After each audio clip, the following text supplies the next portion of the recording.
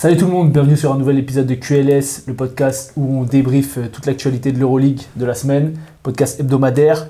Si jamais vous êtes nouveau, bienvenue. N'hésitez pas, dès que vous êtes là, à mettre un like. Là, t'es fort. Ah, là, je suis bon, là, t'es fort. N'hésitez pas à mettre un like, ça pousse les vidéos. Ça a bien marché sur les dernières vidéos. Comme ça, on va être de plus en plus nombreux à parler d'Euroleague et à débriefer tous ensemble. N'hésitez pas à commenter si jamais vous pensez que Brad dit de la merde, parce que Brad dit souvent de la merde. Si vous pensez que c'est moi qui ai raison, vous n'hésitez pas à nous le dire en commentaire. Voilà. Aujourd'hui, donc je suis toujours avec mon gars Brad, mon associé, mon bras droit. Aujourd'hui, on va faire une émission un peu spéciale, enfin un peu spéciale, un peu remaniée comme parfois. Donc là, on va pas faire vraiment le daily review, on va faire les clubs français. On fera un gros focus sur le Paris Basket qui traverse une crise, on peut le dire, qui traverse une crise en Euroleague. Et ensuite, on fera nos power rankings. C'est-à-dire à peu près où est-ce qu'on voit les équipes terminer à la fin de la saison. C'est pas forcément le classement actuel, et c'est ça qui va être intéressant de débattre pourquoi on a mis telle équipe là ou telle équipe là. Ça va, t'es en forme ? En forme. Bonne année, hein. Bonne année, bonne santé surtout, c'est le plus important, le reste on l'achètera. Mais pour ceux qui ont l'argent, mais bon. Sinon, abat le capitalisme. Voilà. Non, en pleine forme. Il n'y a pas eu trop de pause là par rapport à l'Euroleague parce qu'ils ont joué pendant les congés, les vacances de Noël. Et il y a eu le Star Game entre temps. On a vu des matchs sympas, on a vu des joueurs qui ont émergé.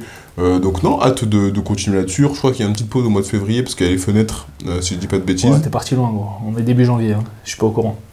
Non, mais je crois qu'il y a une pause en février, mais sinon en pleine forme. Il y a le championnat qui va reprendre aussi bientôt. Donc on pourra repartir sur comment a été le week-end. Voilà. Très bien. Eh ben écoute, on commence. On se lance dans les clubs français. C'est parti. C'est parti pour les clubs français.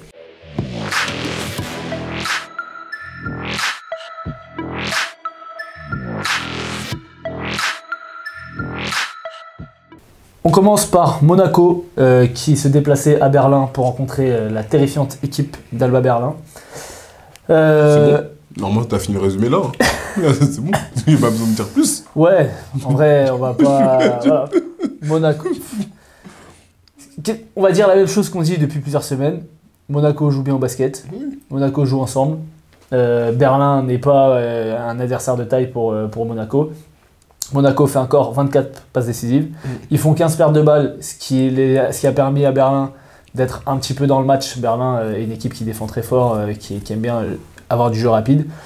Donc 15 pertes de balles pour Monaco, c'est assez haut. Mais voilà, dans les passes décisives, dans les intentions, on voit toujours ce jeu. Avec un Mike James maestro, mais c'est pas le seul. Franchement, Elio Kobo, il fait un match de fou furieux. Qu'est-ce que tu as pensé de la première de Nick Calates ? J'ai aimé ce qu'il a apporté et ça permet aussi de voir ce qu'on avait dit lors des previews, d'avoir un Mike James moins porteur de balles et du coup d'avoir aussi un autre créateur, et ça on en reparlera pour une autre équipe un peu plus tard, mais ça te permet d'avoir un autre créateur, d'avoir une fixette du coup moins portée sur Mike James avec des menaces qui viennent de partout. Donc non, j'ai aimé Nicolas Calates, il a tout de suite montré ce qu'il était capable de faire, notamment en défense et aussi à l'interception. Ouais. Il a volé des ballons dans la distribution, donc pour un retour il était pas mal. Il a été meilleur que Furkan Korkmaz sur 3 mois en un match. C'est pas compliqué. Profil, hein. C'est pas compliqué en même temps, tu me diras. Oui, c'était gratuit pour Furkan Korkmaz, bien sûr. Mais donc voilà, et sur le match, j'ai pas beaucoup plus de choses à dire que ce que tu as dit. Juste Monaco a été un peu moins bien sur la deuxième mi-temps. Ils ont perdu beaucoup plus de ballons, notamment sur la deuxième mi-temps. Mais Berlin n'est pas à leur portée. Berlin est une équipe de bas de tableau. Monaco joue le haut de tableau. Donc victoire de Monaco. Voilà, tout simplement. Ouais, bah juste pour conclure sur Calates, Calates fait 7 passes décisives en 19 minutes, plus 19, meilleur plus-minus de son équipe, donc déjà tu vois qu'il a apporté. Okobo met un jab step à un joueur de Berlin, là, je sais pas si tu vois l'action. Le jab, il part sale, je vous la mets parce que c'est pour le plaisir de maîtrise un peu trop ça. Voilà.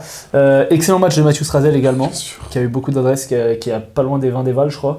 Non, il a 20 dévals, voilà. 18 points marqués, 5 sur 6 à 3 points. 18. Donc voilà, très bon match de Monaco dans l'ensemble. Les intérieurs aussi ont apporté, que ce soit Blossom Game, Ote Younas, Vito Brown. Voilà, on va pas s'étaler sur ça. On reparlera peut-être de Monaco dans une autre rubrique, un autre jour, je parle. On passe sur l'Asvel. Okay, donc l'Asvel qui jouait contre Milan à domicile. Bon, c'est un peu compliqué pour l'Asvel sur les 2 dernières journées. C'est vrai qu'il y a beaucoup d'absents. Il y a Geoffrey Lauvergne qui est absent pour raison personnelle. Donc on sait pas vraiment, il est là, il est en... Enfin, raison personnelle, j'ai pas l'impression que c'est un truc familial non plus parce qu'il est sur le banc.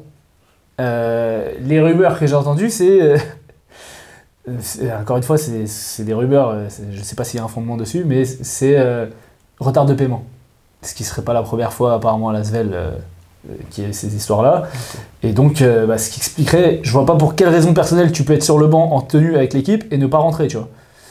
Bon, ça c'est Geoffrey Lauvergne, et Mbaye Ndiaye qui s'est pété le genou, Kayudi qui est toujours blessé, il y avait pas Tariq Black sur ce match-là, et je crois que j'oublie quelqu'un qui n'était pas là non plus, Lauvergne, Black, Ndiaye, Kayudi. Non, voilà, déjà, ça fait déjà beaucoup. Ça fait déjà beaucoup et c'est difficile de gagner sans ça. Qu'est-ce que tu as pensé de ce match? Qu'est-ce que tu as pensé du visage de l'Asvel? J'ai vu un Asvel où ils ont commencé plutôt correctement, un peu comme d'habitude, mais Milan aussi a su répondre, personne ne se détachait vraiment. Mais ce qui était criant pour moi, c'est les pertes de balles. C'est les pertes de balles, notamment sur la première mi-temps. Ils sont à la mi-temps, ils sont à 14 pertes de balles. Sur le match, ils en sont à 21. Donc ça te montre que... Une perte de balles, c'est une dingue. Donc c'était à 21 pertes de balles, donc déjà je peux pas gagner un match comme ça. Et t'en as 14 sur la mi-temps, donc c'est énorme. T'es à la moitié sur la deuxième mi-temps. Donc il y avait une action de perte de balles. En plus, c'est souvent ce que je dis, c'est des pertes de balles qui sont vivantes. Tu vois, c'est pas ça sort du terrain, il faut faire la remise, c'est des balles transition. 13 pertes de balles rien que pour Malédon et Nando. Donc transition, donc tu vois, sur tes deux mecs qui sont censés protéger le ballon, mener la balle, ils sont à 13 rien que pour eux, bah voilà, tu te rends compte vite qu'ils étaient en difficulté. Pourtant à la mi-temps ils sont pas si loin. Même à la fin du troisième, ils sont à 51 partout, ils sont pas si loin, sauf que le quatrième quart, ils sont assassinés à la fois par eux, ils manquent d'agressivité, je trouve, ils ont manqué d'agressivité défensivement et aussi offensivement. Et les pertes de balles qui se sont aussi manifestées à ce moment-là, et tu te fais assassiner de l'autre côté par un très fort Zach Ledé sur la fin de rencontre, et aussi un Gianpaolo Ricci qui te met des gros tirs. Mais ils ont mis 5 tirs à 3 points d'affilée. Pour te faire mal. Et donc, ça fait ça qui fait l'écart. Exactement. Shields, Ledé, Ricci qui mettent les tirs à la fin pour finir. C'est ça. Voilà, l'Asvel fait quand même une bonne saison, on n'est toujours pas loin du play-in. Maintenant, quand tu as la moitié de ton effectif, dont ton meilleur intérieur qui n'est pas là, ça commence à être difficile. Tu as ton poste 4, la Mbaye Ndiaye, qui est couteau suisse, même si André Robertson est magnifique dans ce qu'il apporte, franchement, c'est très difficile. Surtout, c'est une équipe de Milan qui fait pas un excellent match, qui était aussi privé de Fabien Causer et de Josh Nibo, mais ça comme d'hab. Mais voilà, à la fin, le talent a fait aussi la différence. Théo Malédon a été très bien défendu. Oui. Alors je sais pas si on peut dire moins bien sifflé, mais en tout cas il a eu moins de coups de sifflet, il s'est beaucoup frustré justement ces pertes de balles. Il y a beaucoup de pertes de balles où il va vers le cercle et il jette un peu la balle pour ressortir parce que c'est bien défendu, il n'y a pas de coups de sifflet, etc. Et du coup il perd beaucoup la balle sur ça. Sa série du coup de matchs à plus de 20 dévals s'arrête. Il fait 10 dévals je crois, dans mes souvenirs. Donc voilà, après il fait toujours 18 points, 3 rebonds, une passe, 7 pertes de balles, 10 dévals, moins 9 de plus-minus. C'était compliqué. Bon, la dernière fois qu'il a fait un mauvais match, on a vu la série qui s'en est suivie derrière, donc on ne peut que lui souhaiter la même chose pour la suite. Mais voilà, on parle pas tout de suite de Paris. C'est bon pour l'Asvel. On parle pas tout de suite de Paris, on en parlera du coup dans la rubrique spécifique sur le sujet. Et on va passer du coup sur les Power Rankings et qui vont en même temps englober le Daily Review. C'est parti. Le Power Ranking, ça va donc être un classement prévisionnel, on va dire, en fonction de ce qu'on a vu sur la première partie de saison, en fonction de ce qu'on voit potentiellement se développer sur la deuxième partie de saison. C'est pas comme à la preview, enfin c'est un peu ce qu'on faisait à la preview, mais actualisé quoi. Écoute, ce que je te propose, c'est qu'on va commencer par le bas. Ouais, bien sûr. Ok, ça va être plus marrant. Comme ça, on aura tout de suite le suspense de qui va être dernier d'Euroleague. Alors, qui est ton 18e ? Berlin. Ok. Sans surprise. Ouais. Bon, je pense qu'on n'a pas besoin d'épiloguer sur Berlin. C'est pas là où il va y avoir le plus de débats. Ils sont à leur place. Ils sont à leur place, ils jouent toujours. L'effectif est trop léger. Exactement, trop léger. Ils jouent dur, mais voilà, il n'y a rien à attendre pour eux. Ils sont à leur place. Qui est 17e ? Qui j'ai mis ? Bologne. J'ai laissé Bologne également. J'ai laissé Bologne en 17. Ah ouais. Parce que même si ils sont mieux Bon, là, ils se sont fait casser la gueule par le Pana qui fonctionne bien en ce moment, et qu'ils avaient gagné du coup 3 de leurs 4 derniers matchs avant ce match, 3 des 5 derniers matchs. Ouais. Ils ont trop de retard, et je les vois moins talentueux et moins bien coachés que le Maccabi qui est juste devant pour moi, donc 16e. Donc je les vois pas passer devant le Maccabi. Pour l'instant, ils sont à égalité. Ok. Je vois le Maccabi au-dessus. Donc toi, t'as Maccabi en 16 ? J'ai Maccabi en 16. Ok, j'ai l'Asvel en 16. Ok. J'ai l'Asvel en 16 parce que moi j'ai le Maccabi un petit peu plus haut. Ok. Parce que l'Asvel, on l'a dit jusque-là, on a aimé ce qu'ils ont proposé. Bon, là, ils ont perdu, il y a des absents. On aime le jeu qui est proposé par Pierrick Poupet. Néanmoins, au vu de ce que j'ai vu en termes d'effectifs et d'équipe, le Maccabi a eu des blessés. J'ai été souvent plus impressionné par ce que le Maccabi a proposé comparé à l'Asvel, même si je suis très satisfait de ce que l'Asvel a fait cette saison comparé à ce qu'il faisait l'année dernière. Et là, ils sont à 2 matchs du play-in, donc voilà, ils sont toujours dans Sachant la que course. le Maccabi est loin derrière l'Asvel pour l'instant. Ah oui, bien sûr. Donc, tu penses qu'ils vont réussir à faire un run par rapport à je l'Asvel pense. et que l'Asvel va s'écrouler? Je pense. Ok. Sur la deuxième partie de saison, je pense. On verra si j'ai tort ou pas, mais je pense par rapport à ça. Donc voilà où je mets l'Asvel. Moi, Maccabi est 16e. Parce que voilà, je les vois plus forts que Bologne, mais je les vois quand même trop limités déjà par la situation sur laquelle on pourra revenir dans un top et des flops par rapport au Cup Parisie.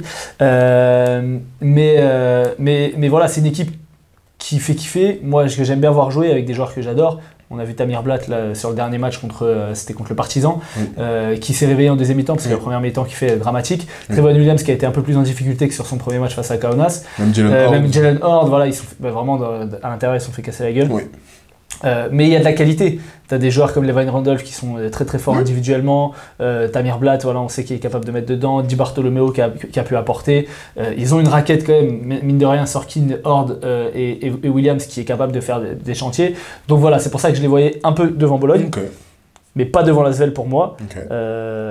Parce que pour moi, l'Asvel, ils sont encore un peu plus haut, donc je parlerai de l'Asvel un peu plus tard. Okay. Mais moi, du coup, mon 15e, c'est Baskonia. Moi aussi. Bah non. Tu m'as dit que t'as mis l'Asvel. Non, j'ai l'Asvel en 16. Ah, t'as mis Maccabi en 14 du coup. Oui, c'est ça. Ok. Du coup, moi, c'est Baskonia en 15. J'ai Baskonia en 15 aussi. D'accord, franchement. Mais j'en parle pas. Alors j'en parle un peu là parce que j'en parlerai aussi après, plus tard, et notamment d'une personne. Mais Baskonia, je les ai en 15. Bah, moi, je peux dire. Hein, oui, vas-y. Du coup, Baskonia, cette année, il n'y a rien. Déjà, la perte de Cody Miller-McIntyre, mine de rien, même si Trent Forrest fait des bonnes choses. L'impact qu'il a sur le jeu est complètement différent. Marcus Howard, on dirait que... Il y a des matchs où j'ai l'impression que Pablo Lasso, alors peut-être que tu vas parler de Marcus Howard après, donc je ne vais pas te demander ton avis, mais que Pablo Lasso essaye de lui dire vas-y, fais comme l'année dernière, mais après avoir tout le début de saison, lui avoir demandé de faire d'autres choses. Il n'arrive pas à trouver son rythme, il n'arrive pas à trouver sa place par rapport à la saison dernière. Donc déjà, quand tu as un joueur qui était à 19 points de moyenne avec des bons pourcentages, qu'il est à 10 points, c'est plus compliqué avec des pourcentages dramatiques. Il y a Shima Moneke qui parfois peut faire une grosse perf, mais c'est assez irrégulier. Et puis autour, il n'y a rien. Tu as Rokavopoulos qui est devenu Steve Novak, le mec dès qu'il a la balle, il tire. Alors il met dedans, hein, mais je veux dire, le jeu est assez pauvre et défensivement c'est léger. J'espère pour Donta Hall qu'il pourra aller dans un projet un peu plus intéressant parce que tu quittes Monaco pour aller là et franchement c'est un des meilleurs joueurs de Baskonia. Et ils ont perdu en plus contre l'Étoile Rouge et c'est ce que je dis là, c'est exactement ce que je me suis noté pour résumer le match de cette semaine. J'ai dit, à partir du moment où ton meilleur joueur sur le terrain c'est Donta Hall, tu peux pas espérer grand chose. Bah oui, et pourtant moi j'adore Donta Hall. C'est un très bon joueur et c'est très bien ce qu'il propose, mais c'est pas contre Donta Hall, c'est juste pour te dire qu'est-ce que tu vises si ton meilleur joueur c'est Donta Hall, c'est surtout ça en fait. Et c'est Baskonia, c'est une équipe qui se repose énormément sur l'adresse à 3 points. Bah ouais. On l'a vu notamment sur le match contre Paris en début de saison où ils sont capables d'avoir des trous, ils font des 1-26, des trucs comme ça. Là sur la première mi-temps ils mettent pas un tir, donc ils sont vraiment dans le trou. Heureusement quand ça commence à tomber dedans, il y a d'autres équipes comme ça qui reposent beaucoup. Mais voilà, les autres équipes qui se reposent beaucoup sur l'adresse à 3 points, on va en parler et ça commence justement à montrer ses limites. Donc voilà, donc moi ensuite en 14 j'avais l'Asvel. Ok. J'avais l'Asvel parce que pour moi l'Asvel a quand même 3 matchs d'avance sur le Maccabi et sur Bologne. Un joueur de calibre MVP. Oui. Donc si tu remets Geoffrey Lauvergne, on a vu ce que Geoffrey Lauvergne fait cette saison, bien sûr, s'il lui paye pas son salaire, l'Asvel sera plus bas. Avec Geoffrey Lauvergne, donc sans Mbaye Ndiaye, mais avec Geoffrey Lauvergne déjà, je pense que l'Asvel a les moyens de se maintenir à la 14e place. Okay. Après, aller un peu plus haut, ça va être compliqué parce qu'il y a des équipes qui ont de l'avance et qui sont sérieuses aussi devant. Ok. Non, mais de toute façon, c'est pas déconnant. On a inversé les deux, c'est pas déconnant. On verra bien ce que ça donne en fin de saison. Ça me Justement, va. c'est pour ça que c'est intéressant de donner les arguments de chacun. Ensuite, 13e, c'est qui? J'ai Milan. Ok. Ah ouais. J'ai Milan en 13.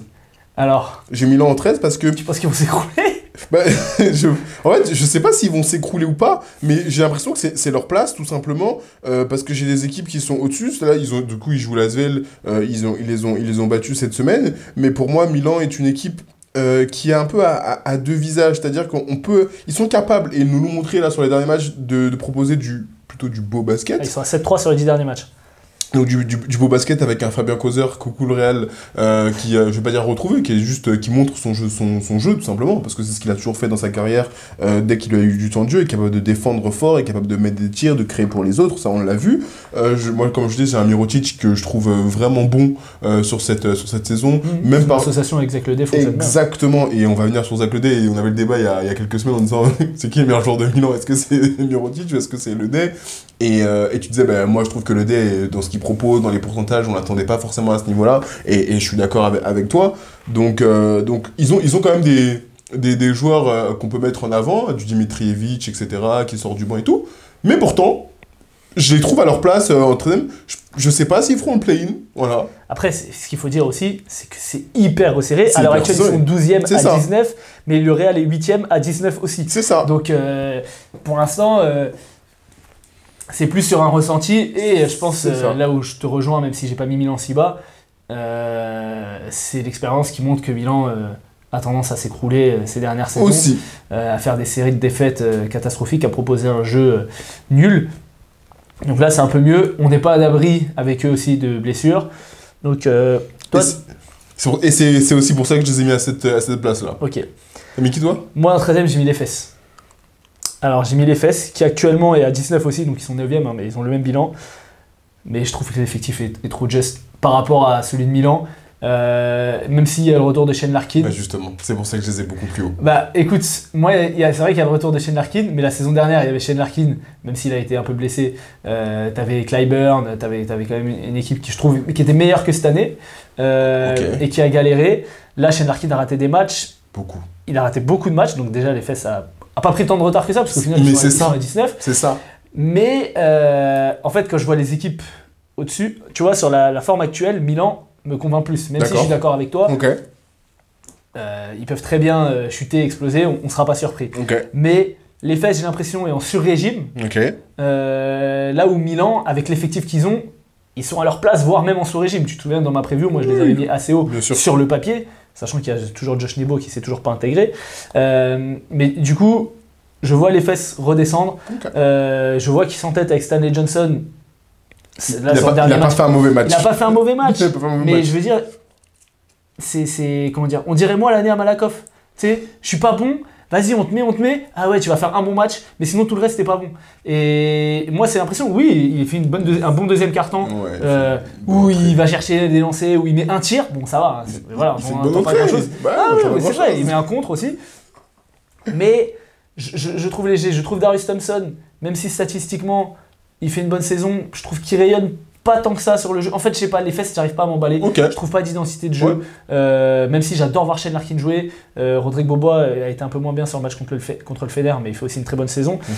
Donc voilà, après, à l'heure actuelle, dans l'Euroleague actuelle, je te mets 13e. J'ai mis 13e là? Oui. Ouais, 13e. 13e, déjà, t'es une bonne équipe. Oui, bien sûr. C'est très dur d'être. Et surtout que tu l'as très justement dit, c'est tellement resserré, c'est-à-dire que tu peux être 13e jusqu'à la fin et tu gagnes 2 matchs et finalement tu te retrouves à la 10e place. Par rapport au niveau de l'équipe que je vois. Très bien. Et ça se trouve, ils seront 10e avec le même bilan que le 13e, tu vois ce que je veux dire? Ouais, c'est ce qui est le cas à l'heure actuelle. C'est ça. Du coup, t'as qui en 12? En 12, j'ai. J'ai mis Kaunas. J'ai l'étoile rouge. Ok.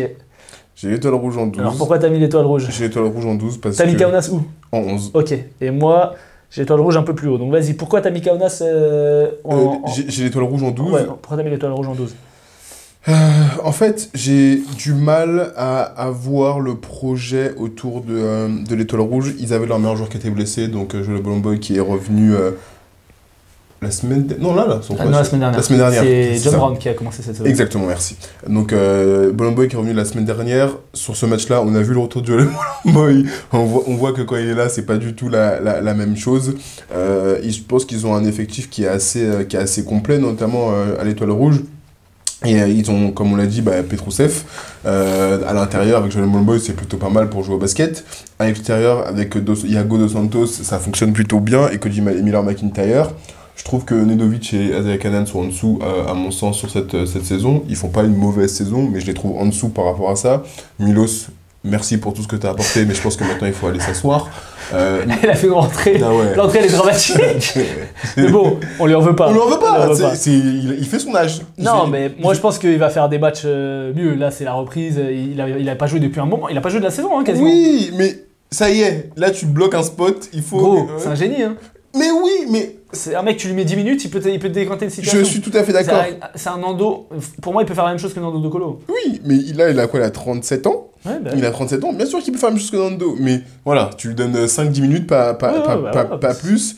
Mais après, ils ont plutôt même des bons joueurs. Kalinic, moi je trouve que c'est un joueur qui fait une très bonne saison. Ils ont récupéré John Brown et donc ça, défensivement, ça va t'apporter beaucoup. On sait, c'est une perte pour Monaco à ce niveau-là. Hein. Et McDome aussi, que j'aime beaucoup ce qu'il apporte. Toutefois, j'y crois tellement pas. Parce que... Tu roucoules trop, frère. Toutefois, néanmoins, t'es vraiment en couleur incroyable. Mais non, même pas. Mais toutefois, j'y crois pas parce que j'ai du mal à avoir cette alchimie. Je disais, moi j'aime bien là, ce que Cody Miller-McIntyre propose, mais pourtant je vois pas l'alchimie de cette équipe. Un coup ça gagne, un coup ça perd, un coup on est bon, un coup on n'est pas bon. Là regarde, sur les derniers matchs, ils gagnent... Ils gagnent contre le Baskonia, ouais. sur un game winner de Isaiah Canaan. C'est ça. Ils gagnent les 3 derniers, après ils ont perdu à l'Efes. Ouais, tu l'as dit aussi. Pourquoi ils perdaient? Ils avaient pas leur meilleur joueur. Leur meilleur joueur, c'est pour ça. Mais je les sens pas. Ils ont été très forts sur le début de saison. Ils ont été très forts sur le début de saison. Ils se sont totalement écroulés. Ils sont revenus dans la... Donc à l'heure actuelle, ils sont 6ème. Toi, tu les as mis 12. Ouais. Ok. Ah, moi, ils sont... Après, de toute façon, ils sont à 11-8. Le 12ème est à 19. Voilà, donc voilà. Donc voilà, je les mets là. Ok, intéressant. Et toi? Alors, moi, je parlerai de l'Étoile Rouge après, mais du coup, moi, j'ai Kaunas. Ah oui, je les ai en 11. Parce que j'ai Kaunas... Parce que je les adore. Hein. Franchement, on adore l'équipe et tout. Ouais. Mais là, je pense que l'arrivée de Lonnie Walker, elle a cassé un truc. Elle a cassé un truc. Et quand bien même, je pense, il part en NBA, etc., je pense que là, il y a...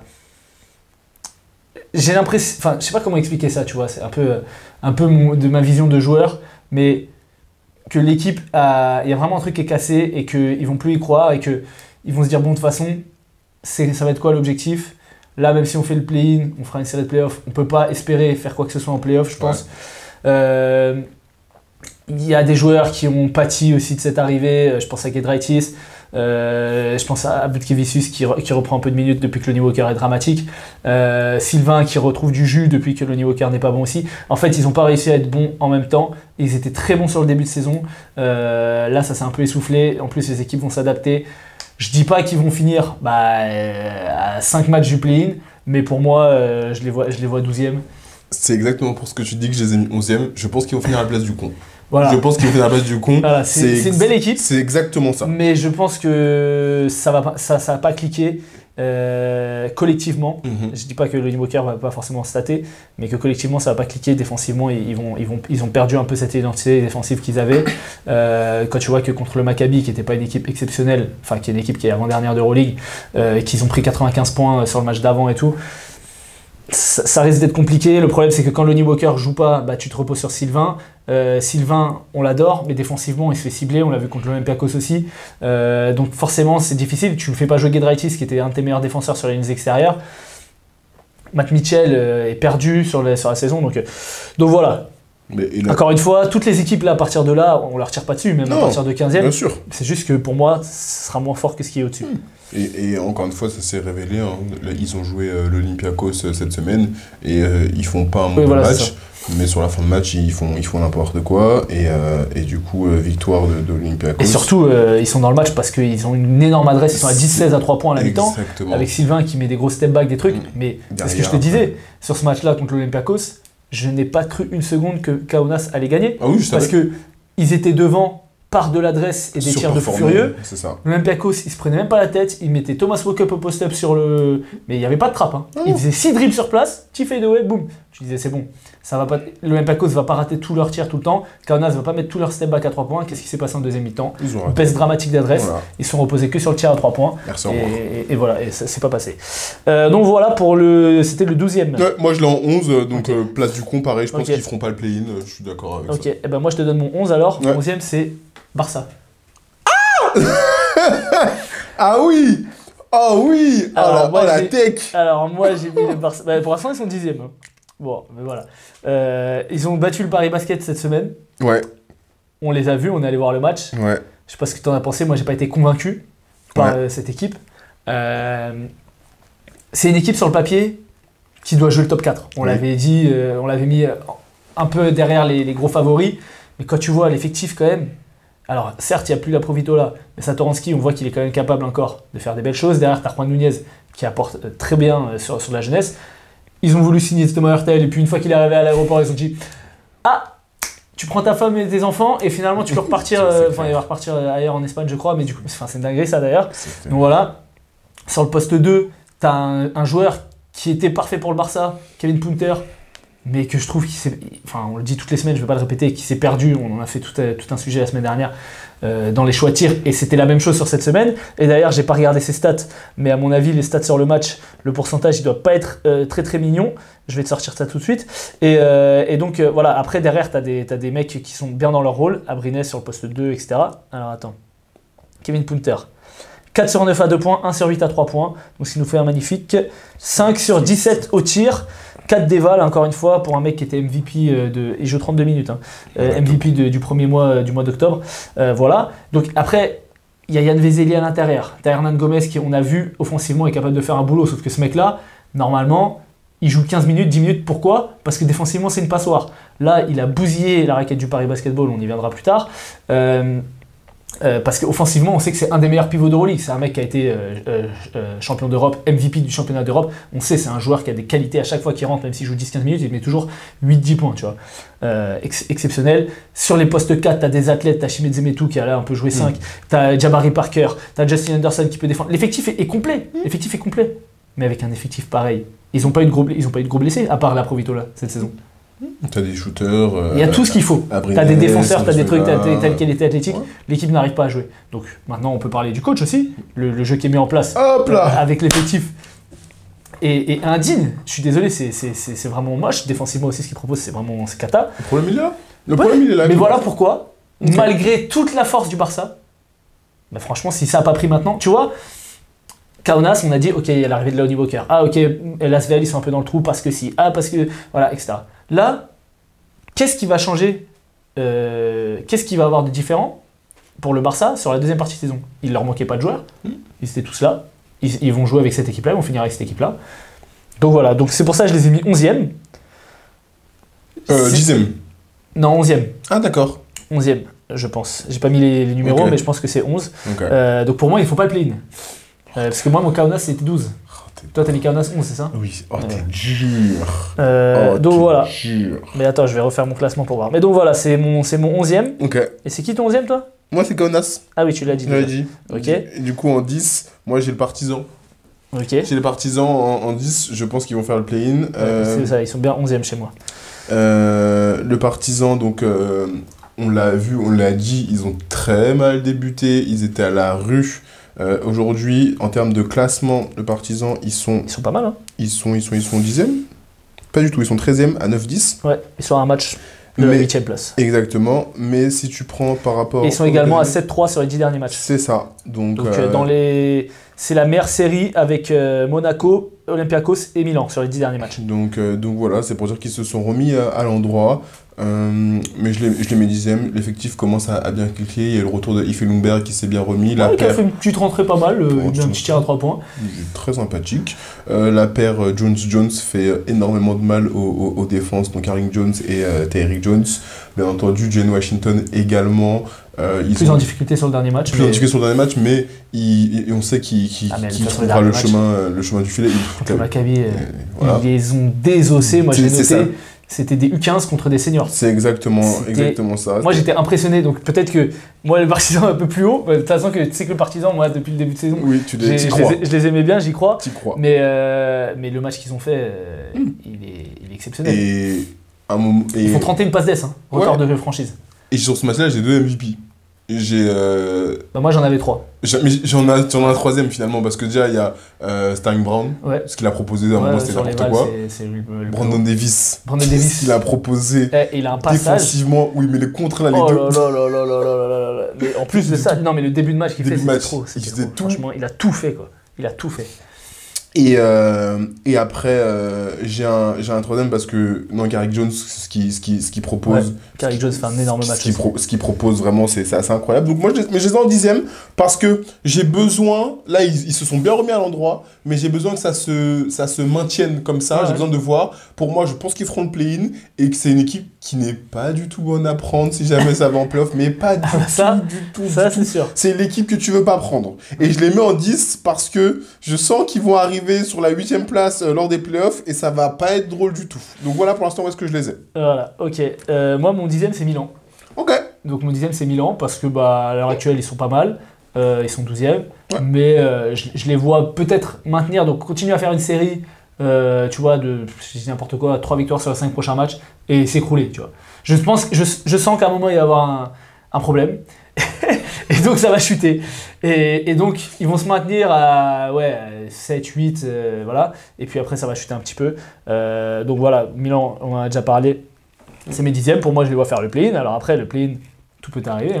Mais voilà où je les vois. C'est qui ton 9e du coup ? Je viens de le changer parce que j'ai échangé de place. Mon 9e du coup c'est le Fener. Ouais. Mon 9e, c'est le Fener. Ouais, je dis ça, je les ai pas mis beaucoup plus haut. Donc, non, mais le Fener, non, parce que le Fener se fout de notre gueule.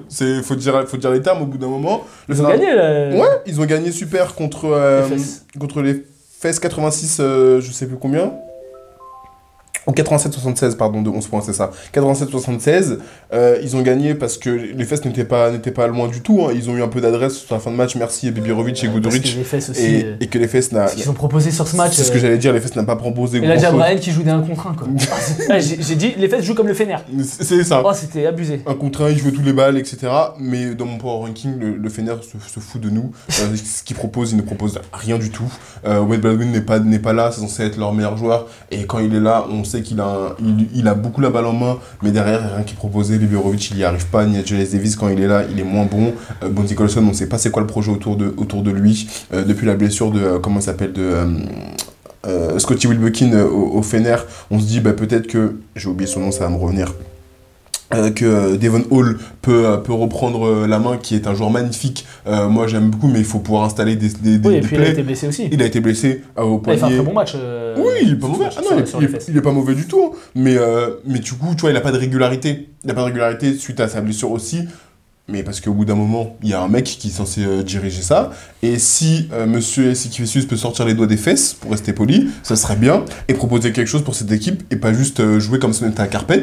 Parce que c'est pas du tout l'objectif, plus Carpet maintenant parce que c'est devenu Zinda. Mais arrêter de jouer comme si on était à Chaumont. Époque Covid, fallait être là. Non, mais au bout d'un moment, blague à part, c'est pas possible. Ils ont un effectif. Ils se sont séparés de... comment il s'appelle ? Marjanovic, ils l'ont fait venir, on savait pas pourquoi, il jouait des bouts de minutes, des fois il est là, il jouait 7 minutes, il bousillait, il mettait 5 points, 2 rebonds, après il jouait plus, on sait pas pourquoi. Cambridge, très bien, on aime ce qu'il propose, Sartaxonly, on aime ce qu'il propose, on sait très bien qu'il peut s'écarter, c'est super. T'as ramené Bonzi Colson, quel est le projet, l'année dernière au Maccabi, il détruisait, alors oui, c'est pas la même utilisation, et Nigel Davis, je le comprends, mais t'as le droit d'avoir un projet pour tes joueurs. Au bout d'un moment, t'as Nigel Davis, monsieur 50 points, mais au-delà de monsieur 50 points, c'est un mec que je n'ai pas mis All-Star, je reprécise, et que c'est une erreur, pardonnez-moi. Mais au-delà de ça, c'est un mec qui sait tout faire. On l'a vu en l'absence de Wade Baldwin, il plante, il est à 18 points de moyenne, si je dis pas ou 17 points de moyenne, si je dis pas de bêtises. Il y a rien qui est proposé autour de lui. Où va le Fener, je ne sais pas. Eux, c'est vraiment l'équipe, ils vont arriver en play-off et ils vont s'en ressortir. S'ils vont en play-off. Ouais, parce que là, tu les mets en play-in. Et voilà, donc... à noter quand même l'énorme match de Marko Guduric, qui fait 30 dévals, et qui, malgré Jasikevicius qui lui crie dans les oreilles dès qu'il fait une feinte de tir, Oui. qui a le mental pour... On sait que c'est un mec qui est capable de mettre des gros tirs. Et donc voilà. Moi, 9ème, j'ai l'étoile rouge, du coup. Parce que je suis pas aussi... comment dire Dur. Enfin, pas dur, mais je suis pas aussi pessimiste que toi pour l'étoile rouge, malgré ce que je disais sur le début de saison. Parce qu'il y a eu des changements, parce que depuis le début de saison, ils ont quand même récupéré Petrousev et John Brown, qui sont deux joueurs dans une raquette qui font une différence. C'est clair. Sur une équipe qui tournait bien au début de saison, que je voyais pas forcément, que je voyais un peu léger, avec Mitrovic, avec Bolomboy, parce que Bolomboy, on l'aime beaucoup, mais on savait pas qu'il pouvait jouer à ce niveau-là. Donc, à l'heure actuelle, ils sont 6e à 11-8. Ils ont l'effectif quasi au complet, là. Alors, voilà, tu l'as dit, moi je trouve que c'est intéressant. Tu as Isaac Hanan qui, même s'il est régulier, il est capable, comme ce week-end, comme cette semaine, de mettre des gros tirs. Il est capable d'apporter aussi défensivement. Tu as Nedovic, quand il prend chaud, on se souvient du premier match contre le Paris Basket, qui peut être relou. Tu as des créateurs, Iago Dos Santos, Cody Miller-McIntyre, Teodosic, qui peut sur 10 minutes te changer la physionomie d'un match. Tu as des postes 3. Qui peuvent jouer 3-4 et qui sont polyvalents, que ce soit Giedraitis ou que ce soit Kalinic. Et derrière, la raquette, elle est très sérieuse. C'est complet. La raquette, elle est très sérieuse. Je tire tout le temps sur Mitrovic, qui n'a pas de main. Par contre, c'est un excellent passeur. On le voit faire des très bonnes passes pour les autres grands. Et voilà, t'as Petrousev dans ta raquette, t'as Bolomboy, qui, on peut dire, alors il faudrait qu'on fasse un classement, mais sur les 18 équipes, je pense que t'en as 2 qui sont au moins dans le top 10 des pivots d'Euroleague. Bon, là-haut, c'est chaud parce que quand même, par exemple, le Barça, t'as deux jeux. J'ai une idée pour après, mais voilà, on pourra faire les classements par poste. Mais bon, je veux dire, c'est très sérieux. Petrousev, quand il a été titulaire, il était parmi les meilleurs pivots d'Euroleague. Bolomboy, quand il joue, il est parmi les meilleurs pivots d'Euroleague. John Brown, à voir dans quel état il va revenir. Mais déjà, il a apporté sur du rebond offensif, sur des coups près du panier. On a retrouvé le John Brown qu'on aime. Donc voilà, je les vois, franchement. Alors pour l'instant, ils sont 6e, je les ai mis 9e, donc c'est un peu une chute. Mais pour moi, je les vois aller en play-in. Ok. Et je les vois sortir Milan si c'est vraiment 9-10 Milan. Okay. Je les vois passer Milan. Okay. Voilà. 8e, donc j'enchaîne, puisque toi tu as déjà parlé, c'est le Fener pour moi. Donc voilà, à l'heure actuelle ils sont 5e je crois, sachant qu'ils ont un match en retard contre Paris. Voilà, ils sont Paris est 4 et Fener est 5. Donc si le Fener perd, il passe en 6e, 7e, 8e ex aequo quoi. Donc c'est à peu près à la place à laquelle ils sont. Je ne vais pas répéter tout ce que tu as dit, le projet de jeu est catastrophique. C'est que du 1 contre 1. Même si c'était un peu mieux avec Guduric et Devon Hall qui arrivent à faire du drive and kick, faire des extra passes, etc.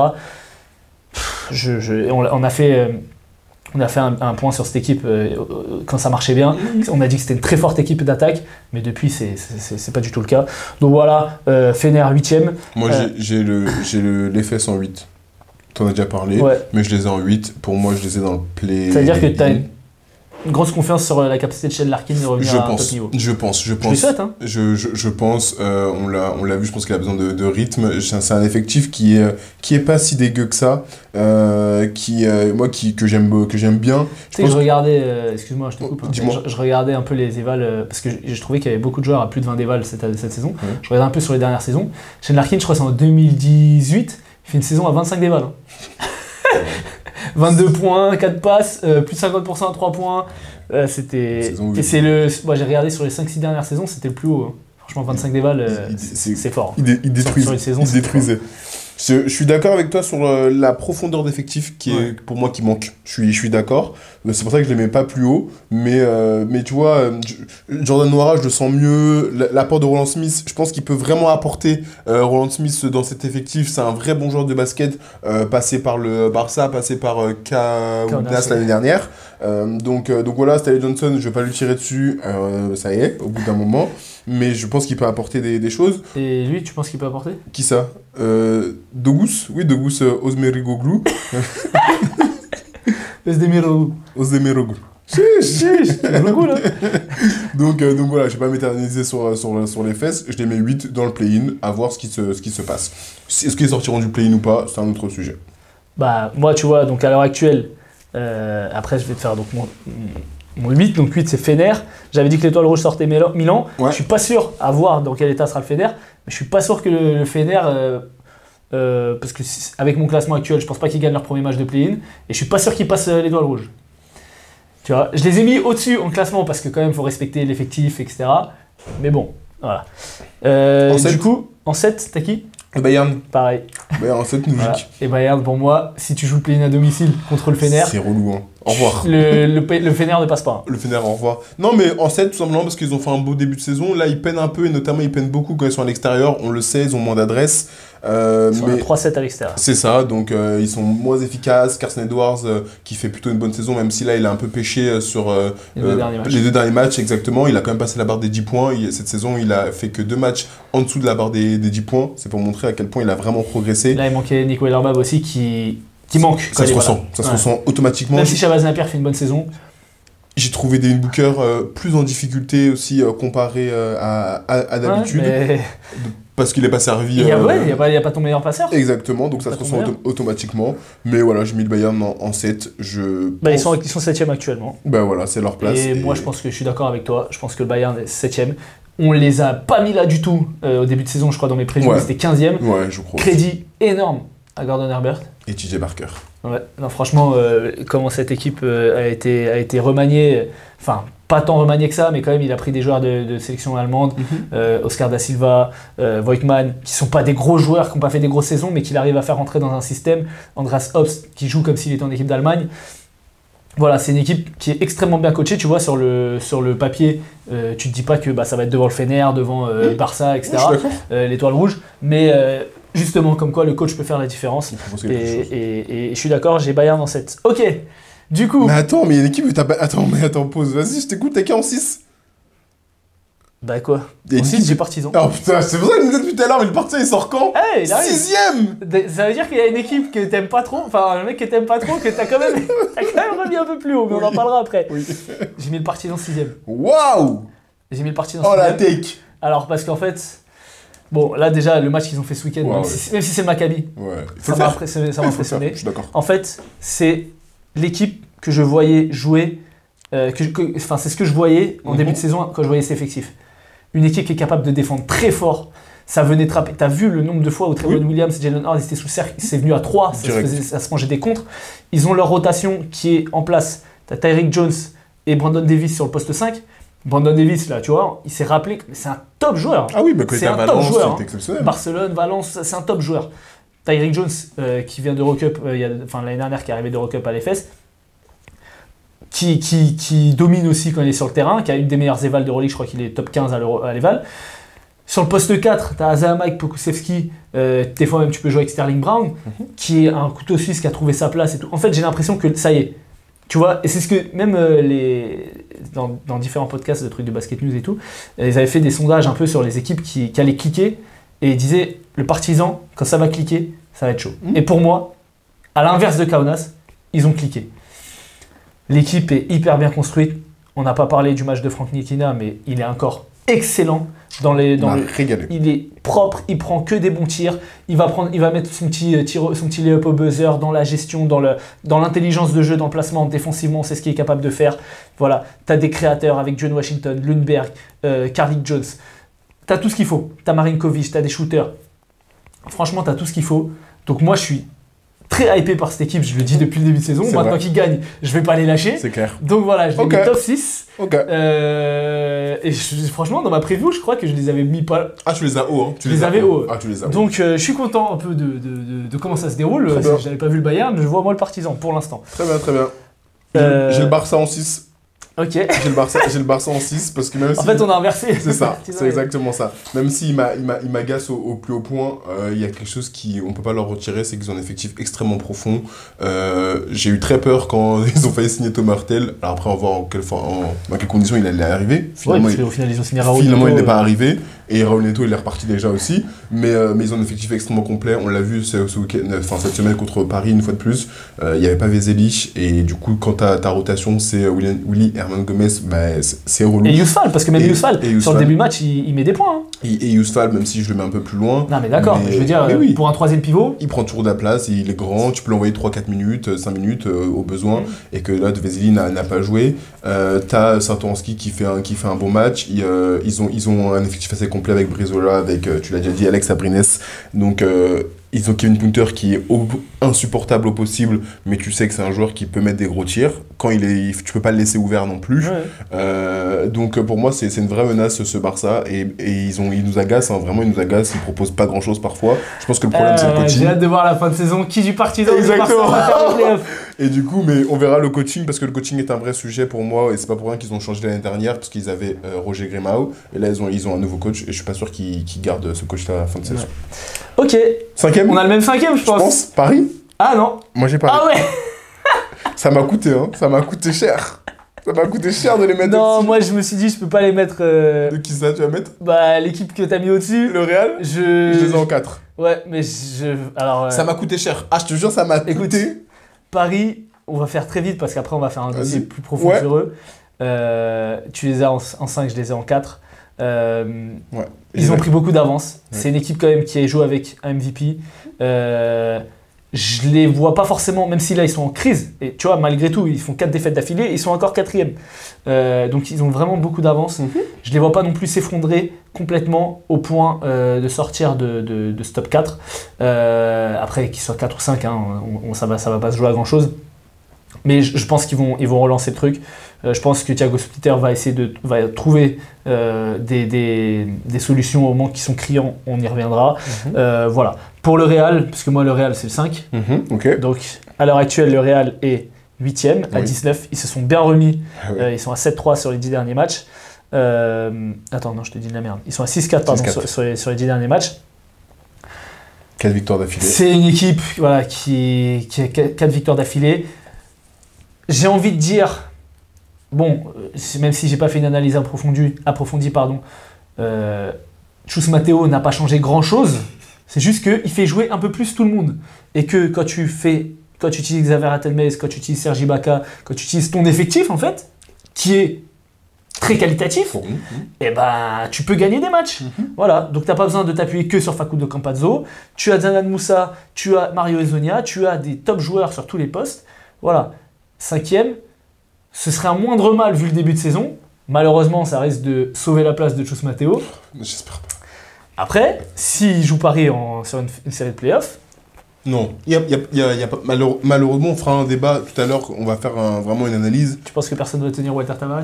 Il n'y a pas de débat. En fait, le problème à Paris, c'est qu'il n'y a pas de débat. On l'a vu cette semaine encore une fois, et on en reviendra tout à l'heure, donc j'en dis pas plus, mais on l'a vu. Moi, je les ai en 4e, le Real, parce que même si Chus Mateo m'insupporte et que des fois cet effectif m'énerve, au bout d'un moment, il faut être réaliste. Voilà. Ok, très bien. En 3, t'as qui? Top 3. J'ai Monaco. Oh là là là là là. J'ai Ah Monaco. là là là. J'ai Monaco en 3. T'aimes pas Spanulis ou quoi, mec? J'ai Monaco en 3, je l'aime bien, mais j'ai Monaco en 3. Alors, pourquoi Monaco en 3? J'ai Monaco en 3 parce que même si... Alors, on peut donner notre top 3 Bien sûr. et expliquer un peu pourquoi on voit telle équipe au-dessus d'une autre. Ok, en 1, t'as qui? Le Pirée, l'Olympiakos, Ok. le Pana en 2, Monaco en 3. Ok. T'as qui toi? Moi, j'ai Monaco en 1, Olympiakos en 2 et Pana en 3. Ah ouais, ok, j'aime bien. Alors, bah, j'y vais, j'ai Monaco en 3, ils se sont remis à l'endroit. Depuis l'arrivée de Spanoulis. 8-2 sur les 10 derniers matchs, c'est exactement. meilleure série sur les 10 derniers matchs. On a cessé de le dire, le jeu est mieux, il est plus beau, il y a un meilleur partage de ballon, il y a également aussi donc, plus de passes décisives, il y a très peu de pertes de balles, donc ils ont un excellent ratio. On l'a dit, la menace peut venir de partout, c'est pas juste Ilio Kobo et Mike James, débrouillez-vous, ça vient, Vito Brown va beaucoup mieux. Ça peut venir de Mathieu Stradol qui fait des excellentes sorties. Spanoulis, ça s'appuie beaucoup plus sur son effectif que ce que faisait Obradovic.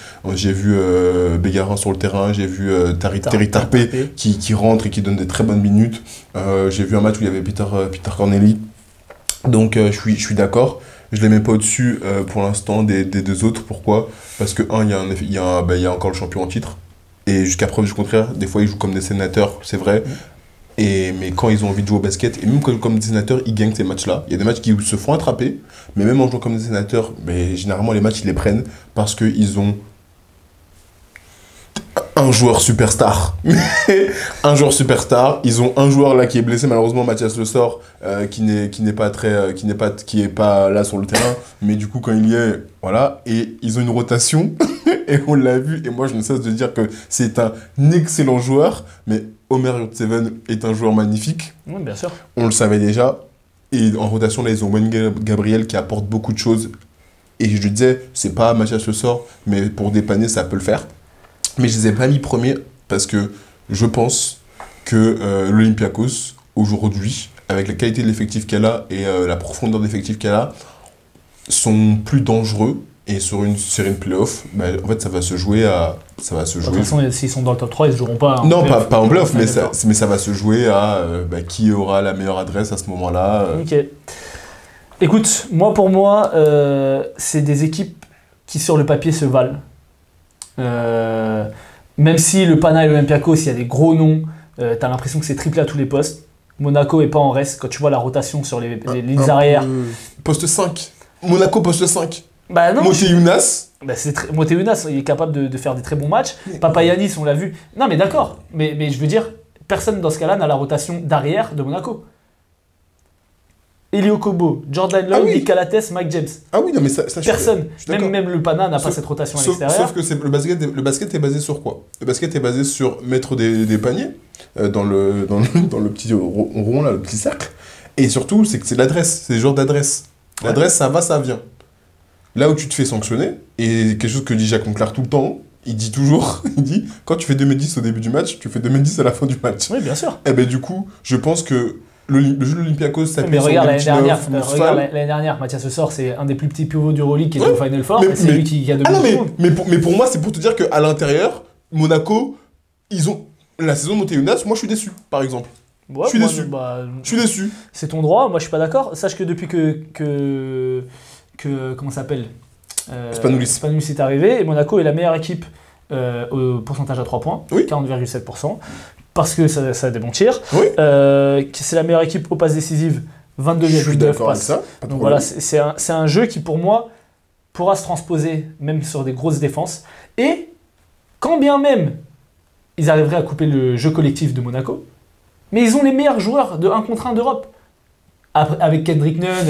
Non mais, d'accord, mais l'Olympiakos par exemple n'a pas un joueur de 1 contre 1 du calibre ni de Kendrick Nunn, ni de Elio Kobo ou de Mike James. Je suis d'accord. Donc déjà, ils sont un peu en retard sur ça. Là où l'Olympiakos est plus fort pour moi que le Pana, c'est qu'ils ont un meilleur jeu collectif. Oui.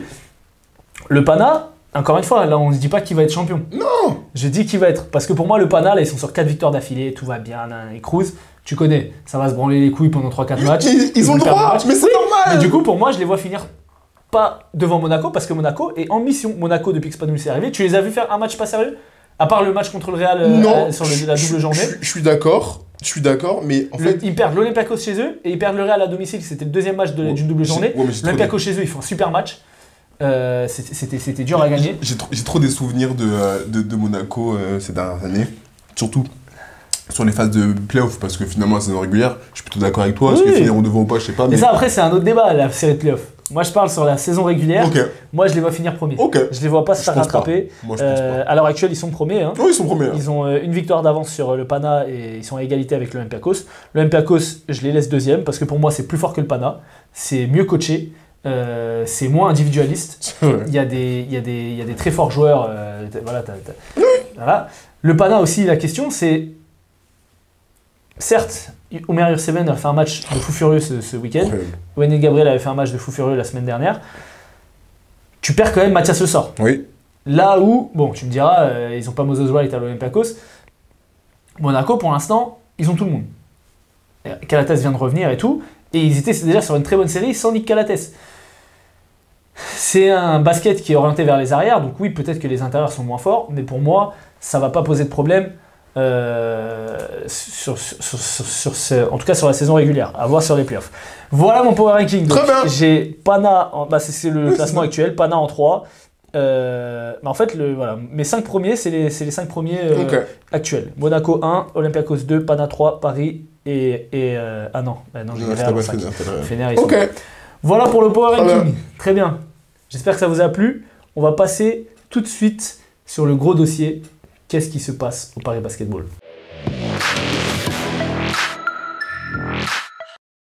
Que se passe-t-il au Paris Basketball? Là, depuis 4 matchs, c'est une grosse galère.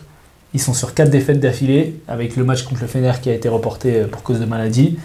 On n'arrive pas à retrouver cette équipe qui dominait l'Euroleague dans le contenu aussi, ce qu'on disait, avec une série de 10 victoires d'affilée, qui a été longtemps première d'Euroleague, qui aujourd'hui est 4e. bon, qui est loin d'être largué. C'est quoi le problème, selon toi? J'ai 3 points. Ok.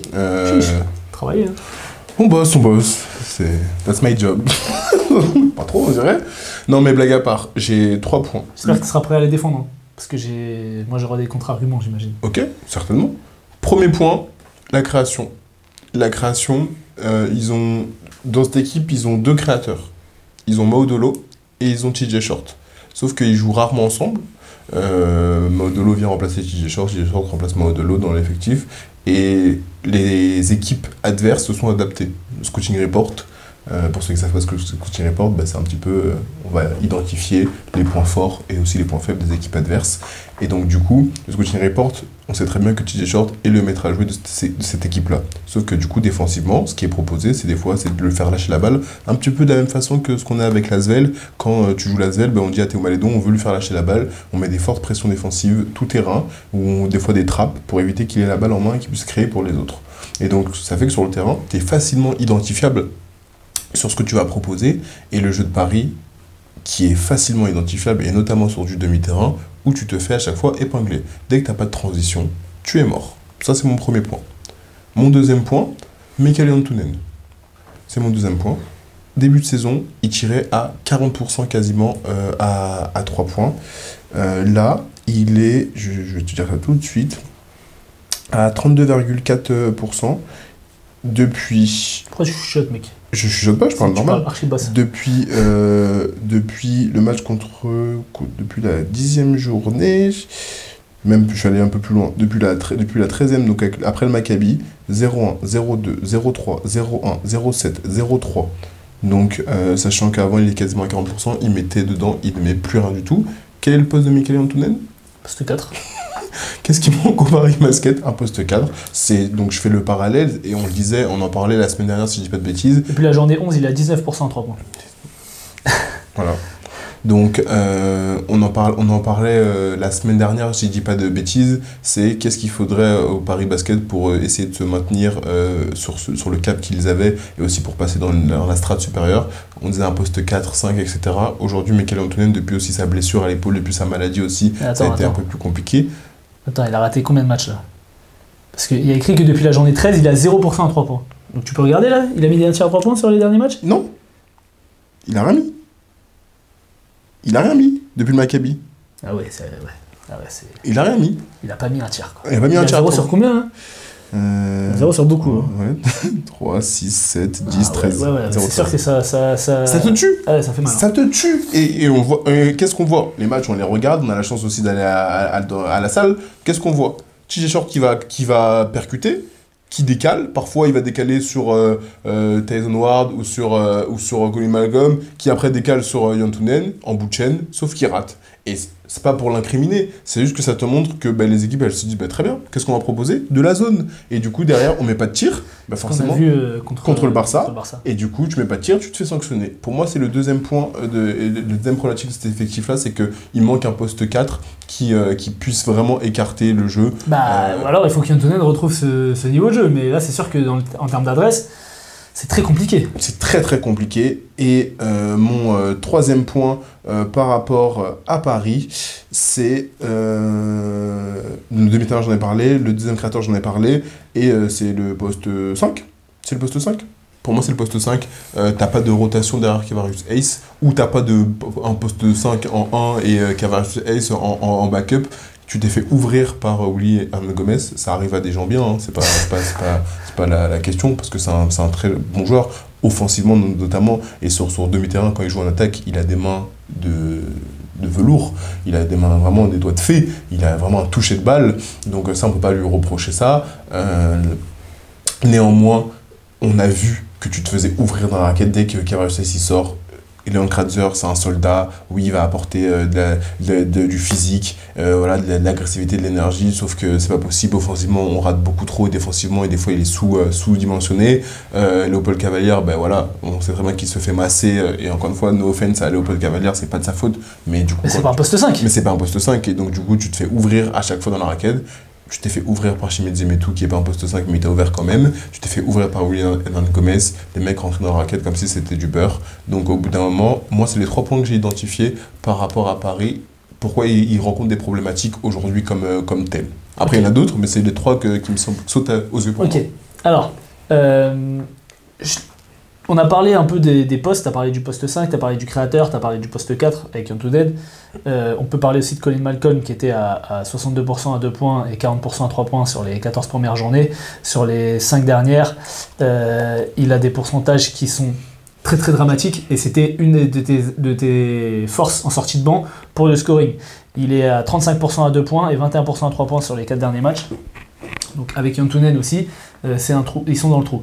En fait, moi j'ai essayé d'aller un peu plus loin que voir, ok, tel joueur joue moins bien parce que forcément, bah, il joue moins bien, oui, ils perdent des matchs. C'est pas que je joue moins bien. Oui, mais pourquoi ils gagnaient 10 matchs d'affilée? Ils avaient le même effectif. Mais tu le dis très justement, tu sais, le basket, des fois, c'est simple. À mon sens, des fois, c'est simple. C'est question d'adresse. Et quand tu as de l'adresse, ça te permet aussi de combler des lacunes. Sauf que ça, c'est une question qu'on a depuis très longtemps et qu'on en parle très souvent. On se dit, mais qu'est-ce qui manque à Paris pour justement viser plus haut, etc. Et pour moi, c'est un vrai manque. Et ça va au-delà du juste, ouais, il joue pas bien. C'est un vrai... Même quand il jouait bien, on le disait, parce que vous pouvez regarder les émissions, n'hésitez pas à vous abonner au passage, mais on le disait souvent. Là, c'est bien, ok, mais qu'est-ce qu'il leur faudrait pour soit se maintenir là, soit viser plus haut? On l'a toujours dit, donc c'est au-delà du fait de pas jouer bien. Ce que je veux dire, c'est que... en fait, là, tu as cité les joueurs. Ouais. Moi, j'aimerais aller sur d'autres points, notamment, par exemple, l'aspect défensif. Ah bah oui, bah ça, l'aspect défensif, tu peux y aller, bien sûr. c'est une équipe Paris n'a jamais été une grosse équipe offensive, surtout à domicile. En fait, qui est dans la moyenne, mais à l'extérieur qui est très bonne et à domicile qui est pas folle. Par contre, sur les 4 derniers matchs, là, justement, où il y a ces 4 défaites, ils étaient 3e. Alors, sur les 14 premières journées, ils étaient 3e au defensive rating, à 110 points encaissés par 100 possessions. 31% à 3 points autorisés, le meilleur pourcentage d'Euroleague. On l'avait dit, c'était une défense qui était hyper agressive. Les rotations étaient là. Sur du post-up, je me souviens du match contre le Pana avec Mathias Le Sort. Il y avait tout le temps les rotations, on en avait parlé, ça orientait fort. Derrière, ça coupait, il y avait les aides de l'aide. C'était en place. 12e en pourcentage de rebond défensif, c'est-à-dire que c'est une équipe qui était moyenne, basse. Le pourcentage de rebond défensif, c'est en gros le nombre de rebonds qui sont disponibles. Donc, quand il y a un tir qui est raté, quand tu es en défense, combien de pourcents tu t'en prends et c'est une équipe qui est 12e, donc c'est pas très haut, mais c'était dans la moyenne, on va dire. C'est une équipe qui faisait 7,4 interceptions sur les 14 premiers matchs, 4e d'Euroleague, donc ça apportait du jeu rapide, ça apportait de la relance pour TJ Short, pour Nadir Ify, pour Tyson Ward, pour tous ces joueurs athlétiques qui étaient capables de courir, Manjassi. Et c'était une équipe, qu'on avait dit, qui défendait très fort et qui autorisait seulement 16,8 passes. Donc c'était la 3e équipe qui autorisait le moins de passes décisives aux équipes adverses. Sur les 4 derniers matchs, 122 points encaissés pour 100 possessions. Ils sont 17e d'Euroleague. Ils sont passés de 110 à 122. Ils sont passés de 81 points, je crois. Alors, j'ai pas les trucs. En tout cas, ils encaissent 94 points par match. C'est la pire défense d'Euroleague sur les 4 derniers matchs. 95 points par match, tu peux pas gagner. 5 steals, donc ils étaient à 7,5. 5 steals, ils sont 17e d'Euroleague. Donc tu ne défends pas fort, tu ne gênes pas les lignes de passe. Et en plus de ça, tu n'as pas de jeu rapide. Donc, ça t'empêche, ça coûte aussi en attaque. En fait, c'est l'aspect défensif qui va coûter en attaque. Pire pourcentage au rebond défensif. Donc je t'avais dit qu'ils étaient 12e. Là, c'est les pires. C'est-à-dire que on l'a vu, notamment contre le Barça, mais c'est valable sur les 4 derniers matchs. Ils se font pilonner au rebond offensif. Dès qu'ils arrivent à faire une bonne défense, eux, ils n'arrivent pas à prendre un rebond défensif. Donc, ils se font pilonner. C'est la pire équipe. C'est l'équipe qui va laisser le plus de rebonds offensifs. Pas en nombre, mais en pourcentage. Ok ? C'est les pires en termes de fautes commises. Donc, en plus, tu donnes des lancers francs, tu donnes des points gratuits. Et ils sont passés du coup ils sont passés d'autoriser 31% à 3 points à 35%. Donc, en fait, défensivement, il y a eu un truc aussi qui s'est passé. C'est que, oui, offensivement, ils mettent plus de tirs, etc. Mais défensivement, il y a ces rotations qui sont plus en place. Tu vois, moi, on le savait qu'à Paris, sur le poste 5, comme tu l'as dit, c'était quelque chose qui manquait. On savait que Kevarius Hayes et Leon Kratzer, ça allait être léger. Pour autant, j'ai pas vu Mathias Le Sort dominer. Sur le match aller, j'ai pas vu Willy Hernan Gomez et Yann Vezeli dominer comme ils l'ont fait. Enfin, là, il n'y avait pas Vezeli, etc. Ils ont rencontré des gros pivots. Tu vois, contre Monaco, il y a une raquette. Contre l'Olympiakos, Ils sont pas fait, ils ont gagné là-bas, ils sont pas fait dominer. Alors Milutinov leur a fait du mal au rebond offensif, etc. Mais ça n'a pas coûté le match. C'était pas en mode ah putain, ils vont pas réussir à répondre avec leurs armes. Et je trouve que les rotations défensives, moi je l'ai vu combien de fois tu vois Willy Hernangomez se retourner et il est déjà au panier et on arrive trop tard N1. Combien de fois il y a eu ça? Tim Zebetou aussi, on lui jette des petits alley-oops, les rotations sont en retard. Alors je ne sais pas s'ils sont toujours malades. Je ne sais pas si c'est la fatigue.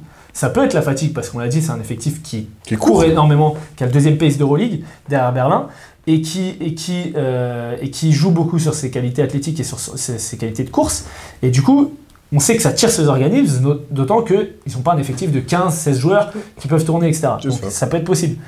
Maintenant, toutes les statistiques offensives dont on a parlé, en fait, elles découlent aussi de l'empreinte défensive et de l'emprise défensive que cette équipe avait et n'a plus. Et je pense qu'il faut qu'ils partent sur ça avant de se dire il faut qu'Antunen mette des tirs, il faut que Colin Malcolm remette des tirs, etc. Le meilleur moyen, quand tu ne mets pas de tir, de retrouver de l'adresse, enfin de retrouver du jus et de mettre des points, c'est de défendre. De défendre et de courir. Parce qu'aujourd'hui, Paris, sauf s'il recrute un joueur, n'a pas d'autre solution que de jouer avec TJ Short et Maudolo en tant que créateurs, puisqu'ils n'ont pas de fixation à l'intérieur. Oui, mais justement... Tu peux pas jouer sur Kevaris A sur du post-up, tu peux pas jouer sur même tes post 4, ils peuvent pas vraiment, c'est pas des forts joueurs de post-up. Et donc en fait, tu l'as dit, les équipes font de la zone, et ils se contentent d'attendre, ok, est-ce que vous allez mettre des tirs à 3 points? Et là on l'a vu, sur ce match-là, ils sont à 20% à 3 points, mais c'est pas parce que c'est des mauvais tirs, c'est juste que tu peux pas te reposer que sur ça. Après je pense aussi que les équipes adverses ils ont bien scouté en fait, tout simplement. Oui. Ils ont bien scouté.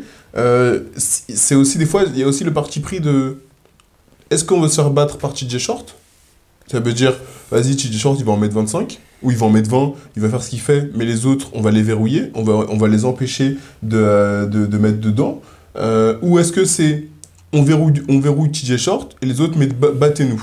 Et en fonction de l'adresse que vous allez avoir, là, c'est le choix qu'ils font. Exactement. Donc, en fonction des matchs, parfois on a ça. On a, TJ Short, là il est dans un bon soir, il a son mid-distance, son mid-distance, donc du coup il va en mettre 22, 23, 24, mais il va faire 3 passes parce que les autres ils vont rien mettre, mais c'est pas grave, on va prendre le match. Ou à l'inverse, c'est là TJ Short il est moins dedans, donc on va verrouiller les autres, et puis voilà. Mais moi, il y a aussi ça en fait, c'est que les équipes adverses, elles regardent plus Paris jouer, elles savent comment Paris joue, elles savent que sur transition, c'est relou. Sur transition, tu peux pas les laisser courir parce que à ce jeu-là, tu sais que tu vas perdre. Du coup, on les attend sur du demi-terrain, et sur du demi-terrain, c'est plus compliqué. Le Barça a ralenti le jeu au maximum.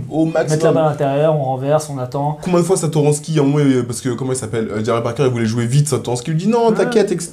Chasse et tout. C'est que ça. Donc complètement. Et je pense, mais moi quand je dis avoir un deuxième créateur, je pense que c'est primordial pour eux. Alors là, ils vont pas l'avoir là, hein. C'est primordial parce que ce qui se passe aussi, c'est que quand tu es sur le terrain, c'est balle à TJ Short et TJ Short crée pour. Le problème, c'est que tu vas avoir ton deuxième créateur. Il va créer.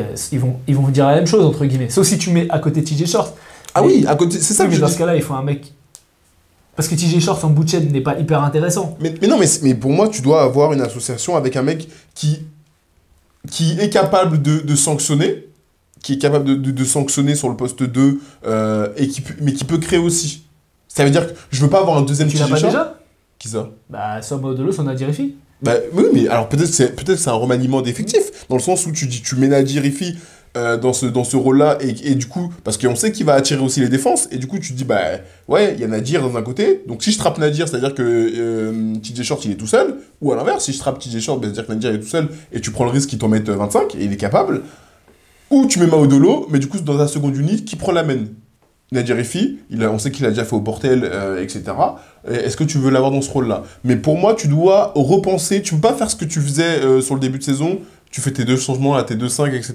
Parce que c'est ce qu'il fait. Mais je pense que tu as besoin de repenser un petit peu ça. Tu dois pas tout changer, c'est pas ce que je dis. Mais aujourd'hui, avec l'effectif que tu as, tu dois repenser ça parce que là, tu es trop prévisible. Et tu fatigues TJ Short aussi. Et il y a un truc qui est marrant aussi avec Paris, c'est que c'est une équipe qui est bien moins forte, en tout cas statistiquement, à domicile qu'à l'extérieur. Ouais. À domicile, ils sont 17e au rating offensif. C'est une équipe qui est 4e d'Euroleague quand même. 17e au rating offensif, 108 points sur 100 possessions. 17e au point, 78 points marqués à domicile. 16e sur 18 au pourcentage à 3 points. Ils se tirent à 30% à domicile. 18e à 2 points. Donc dernier d'Euroleague sur pourcentage de points à domicile, 48%, il tire même pas à 50% à 2 points à domicile.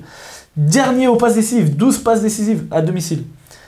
Et donc ils sont deuxième au nombre de 3 points tentés avec un pourcentage où ils sont 16e. Donc ils allument, ils ont pas de solution.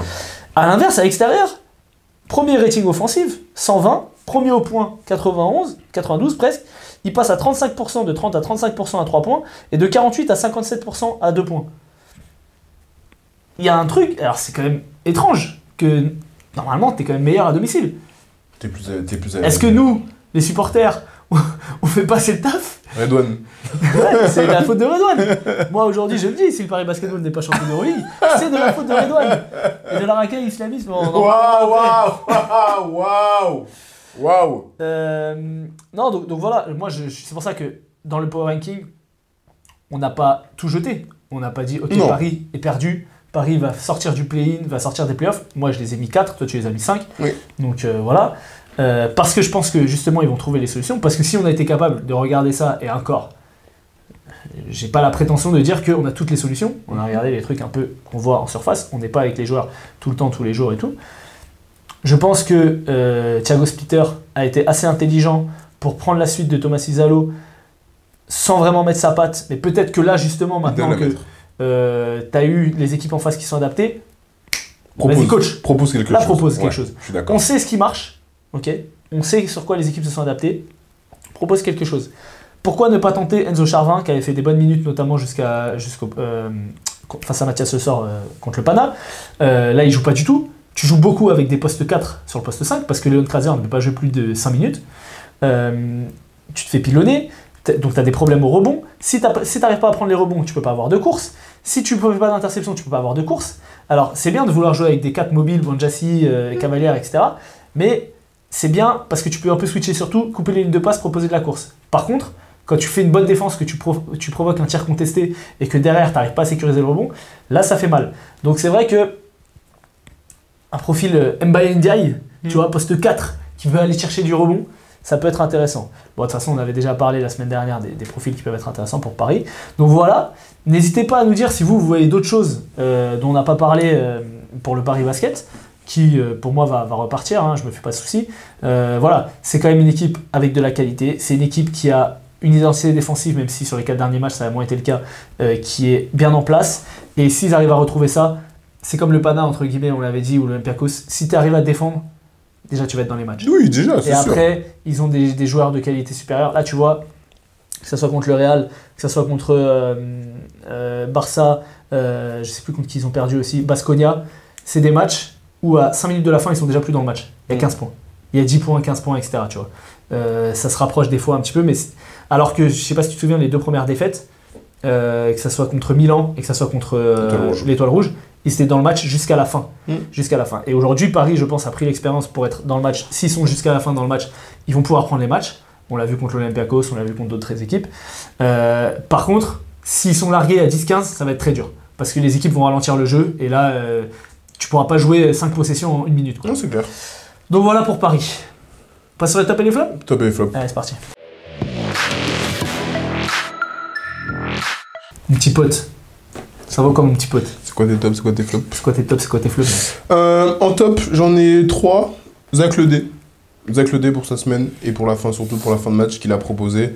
Je le disais, Milan, encore une fois, on en a parlé quand on faisait le Power Ranking, et on en a parlé les semaines précédentes. Mais voilà, franchement, face à l'ASVEL, il a fait une grosse fin de match, donc je voulais le mettre en top. C'est le top de la semaine, donc bien sûr que je le mets dedans. J'ai Tarik Beberovic, pareil, dans la même lignée. J'ai aimé ce qu'il a fait. Guduric, j'en parlerai plus tard. Ouais, donc, faut pas être bête. On aura même ça, je pense. Exactement. Donc, Tarik Beberovic, je l'ai mis aussi parce qu'il a retrouvé un peu d'adresse. Là, il a fait un 5 sur 8 à 3 points. Ça faisait un petit moment qu'on ne l'avait pas vu aussi efficace et aussi adroit.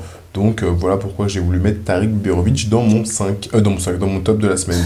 Et mon troisième top, c'est malheureusement il y avait des choix à faire cette semaine. Du coup j'ai mis le duo Sterling Brown, Carrick Jones en top parce que s'ils ont proposé le match, et je suis d'accord avec Oz, même si je les ai en 10e moi dans mon Power Ranking, mais ce que Partizan a proposé, et notamment la paire 1-3-4 Jones Brown, c'est quelque chose. Ouais.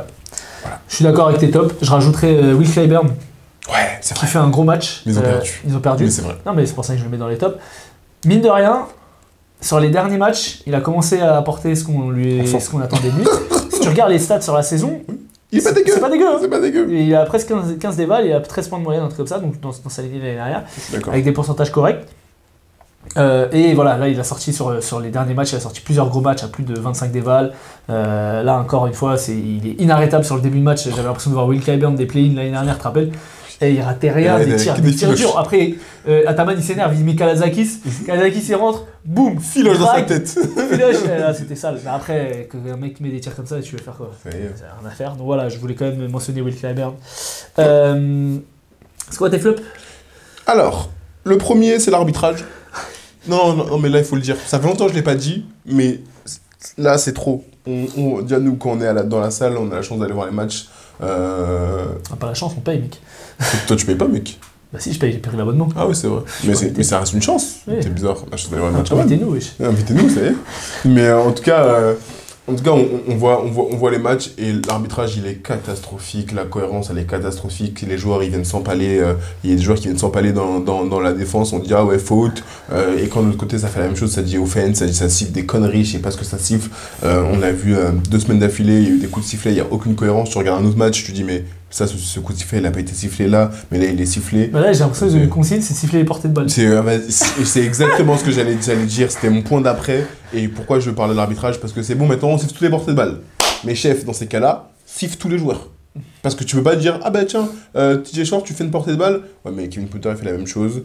Ils font tous pareil. Sylvain, il fait ça. Ils font Là, c'était Bah, deux il s'est joueurs. pas fait siffler, Et d'accord. Hein. il s'est pas fait siffler. C'est Shane Larkin Mais qui s'est Shane fait siffler et TJ Short. TJ Short, Mike James, il fait ça aussi, etc. Et le Kobo, des fois, il le fait. Enfin bref, ils le font tous. Donc soit tu siffles tout, soit tu siffles rien. Mais mettez-vous d'accord, un peu de cohérence. Voilà. Mon deuxième flop, c'est Pablo Lasso. Et c'était même pas Marcus Howard.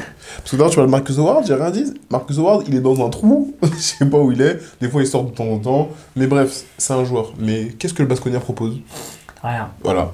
Et il propose la même chose que le Bayern l'année Et, dernière. et c'est exactement mon parallèle. Tu as lu dans mes pensées. Et bizarrement, le Bayern l'année dernière, qu'est-ce qu'il proposait? Ben, pas grand-chose non plus. Et on voit la différence avec le Bayern de cette année. Donc au bout d'un moment, Pablo Lasso, merci, c'est bien, tout ça. Voilà. Merci pour les travaux. Merci hein, pour les travaux, hein. merci pour le Real, Ah, tout voilà. ça. Hein. Mais il faut commencer à proposer quelque chose Voilà. parce que sinon, Sinon, faut fermer l'entreprise. il faut partir. Voilà, parce que là, c'est pas possible parce qu'on ne propose rien, il n'y a rien, on l'a dit tout à l'heure. Chelsea. Qu'est-ce qu'il en a fait aussi? Chelsea. Il n'y a pas un joueur qui est meilleur sous Pablo Lasso qu'avec un autre coach. Hein. À part peut-être Donta Hall, et encore, Donta Hall, il fait la même chose que ce qu'il faisait à Monaco. C'est ça, mais Chelsea, on le voit pas. Bon, après, il était blessé, mais là, depuis qu'il est revenu, on le voit pas. Marcus Howard, il y a un joueur qui, je l'ai dit, il a 19 points, il a 10 points, des pourcentages dramatiques. La perte de Koji McIntyre, je l'entends, mais c'est des Kerskis qu'on voyait beaucoup, on le voit beaucoup. Mais c'est cata. C'est catastrophique. Donc, Pablo Lasso, merci, mais il faut partir. Heureusement qu'ils ont bien commencé la saison parce que sinon ils seraient autant dans les tréfonds. Hein. Il sera avec Berlin. Voilà pour moi mes deux flops. Ok. Et toi? Moi, mes flops, c'est les gens débiles, notamment suite au communiqué du COP Parisis sur le match contre le Maccabi, donc qui se tiendra le 16 janvier. Qui sera? Je sais pas. Non, c'est un jeudi, je crois. C'est un Je jeudi. peux pas. Il y a les fesses mardi, et donc je pourrais pas aller à aucun des deux. Mais du coup, le COP pour protester vis-à-vis de ce qui se passe là-bas, donc c'est-à-dire l'armée israélienne qui perpétue un génocide. Hein. Moi, je n'ai pas peur de le dire, même si ça va plomber le référencement, c'est pas grave, je le dis. Je n'engage pas le COP Parisis, je n'engage pas Brad, j'engage moi là. Là, j'engage moi. C'est moi, je suis en train de dire ce que je dis. Il se passe un truc, c'est très grave, d'accord? Là, on parle de basket, ça. Et ça sert à rien de venir me dire, parce que ça aussi, c'est ce que les commentaires, on voit après ce communiqué. Oui, faut pas politiser le sport, etc. Je dis gros, mais voilà, peu importe qui regarde, qui entendra ce message. À partir du moment où tu vis sur cette planète, que tu prends les transports, que tu travailles, que tu payes un salaire, enfin que tu as un salaire, que tu touches des impôts, que tu vas à l'hôpital, que tu as tes enfants ou que tu as été à l'école, etc., tu es obligé d'être politisé. Ça veut rien dire, ouais, le sport, c'est pas politique. Le sport, tout est politique. Peu importe que tu ailles voir un match de départ, c'est parce que la mairie elle a autorisé les associations à avoir de l'argent, etc. Ou pas, que les coachs ils ont été formés ou pas, et c'est pareil au plus haut niveau. Tout est politique, c'est des choix, d'accord? Donc dire que le sport est pas politique, c'est complètement stupide, et ça les arrange bien quand il y a France-Israël, qu'il y a tous les présidents, les anciens présidents, que ce soit Sarkozy, Valls, enfin pas Valls, c'est pas un président, mais voilà, tout ça, Hollande, qui viennent. Là, ça dérange pas de politiser le sport. Par contre, quand tu fais un communiqué où tu dis au vu de ce qui se passe en Palestine, nous n'animerons pas la tribune. Ils n'ont pas dit on va chanter des chants, voilà. Ils n'ont pas dit on va sortir des drapeaux. Et au contraire, ils ont bien dit justement ne faites pas, enfin nous en tout cas en interne, ils ont bien dit ne faites pas d'action comme ça. On ne veut pas envenimer les choses parce qu'on a vu ce qui s'est passé à Amsterdam, on a vu ce qui s'est passé à Nanterre il n'y a pas longtemps quand on joue contre des clubs israéliens. Et encore une fois, on parle de supporters israéliens d'un pays, on parle d'une armée, on parle de... Désolé, hein, c'est un peu politique, mais on parle justement de dirigeants politiques. On ne parle pas de religion, on ne parle pas de gens qui sont juifs, on ne parle pas de gens qui sont musulmans, on parle d'un peuple et on parle d'une armée. Voilà. Que déjà, on fasse la différence. Parce que moi, on m'a déjà fait le reproche. Donc, là, de ce que je vois, ils font un communiqué, nous n'animerons pas la tribune en soutien, il y a des choses qui seront plus graves que le basket. C'est ça qu'ils ont dit. Ils ont juste dit ça. Ils n'ont pas dit, ouais, on n'aime pas Israël, etc. Ils ont juste dit ça. Tu vois les commentaires. Ouais, la racaille islamiste de Paris. Ouais, de toute façon, vous êtes des antisémites et tout. Donc en fait, maintenant, quand c'est la Russie, on a le droit de dire, on fait des sanctions. C'est-à-dire qu'on vous enlève, vous sortez de l'Euroleague, vous sortez des championnats d'Europe, vous sortez tout.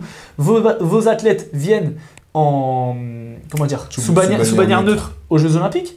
Par contre, quand tu es d'un pays où ton Premier ministre, ton dirigeant principal est sous mandat d'arrêt, plusieurs mandats d'arrêt de la Cour pénale internationale, que y a des crimes de guerre qui ont été authentifiés, que l'ONU atteste qu'ils ne respectent pas le droit humanitaire, et puis de toute façon il ne faut pas être bête, hein, au bout d'un moment, quand tu vois ce qui se passe, oui, les frappes ciblées, bizarrement c'est que les civils qui prennent, faut déplacer les civils et puis on bombarde là où on vous a dit de vous déplacer, arrêtez d'être bête. C'est pas de l'antisémitisme que de dire ça, c'est être humain, voilà.